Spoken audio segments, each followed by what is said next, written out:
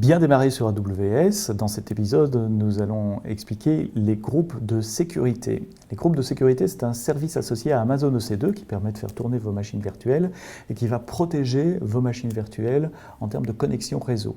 Vous pouvez imaginer à très haut niveau, pour faire une analogie un peu brute de décoffrage, un groupe de sécurité comme un firewall. En fait, c'est un peu plus subtil que ça, mais c'est un filtre réseau qui va définir quelles sont les connexions entrantes autorisées vers votre machine. Alors, ce n'est pas un firewall parce que ce n'est pas un autre réseau, c'est vraiment un filtre qu'on fait tourner au niveau de votre interface réseau. Donc, on met votre interface réseau dans une bulle de sécurité et on ne laisse passer le trafic que si vous l'autorisez sur un protocole et sur un port donné.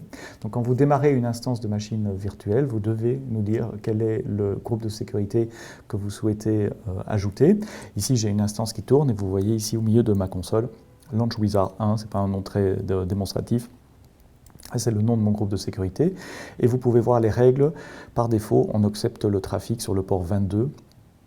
Venant de n'importe quelle source. Je peux éditer ce groupe évidemment, je peux en créer des nouveaux et rajouter des règles ou modifier les règles existantes.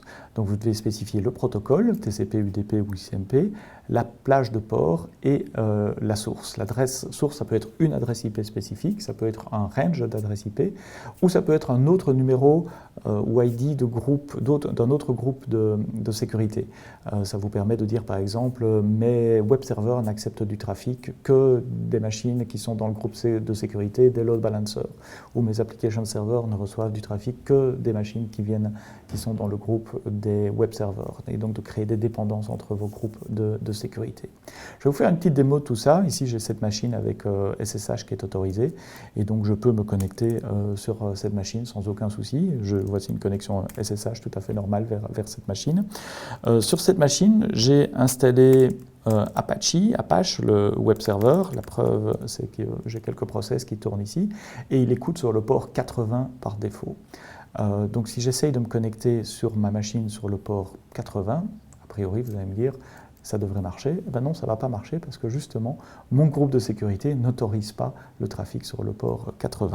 La preuve, c'est que si je tape l'adresse IP de ma machine ici, mon navigateur reste en attente et rien ne se passe. Pourquoi? Parce que ma connexion n'arrive pas, elle n'aboutit pas, elle est filtrée par le groupe de sécurité de la machine. Donc si je veux changer ça, je reviens sur ma console Amazon EC2, je reviens sur les groupes de sécurité et je vais modifier les règles en ajoutant une règle.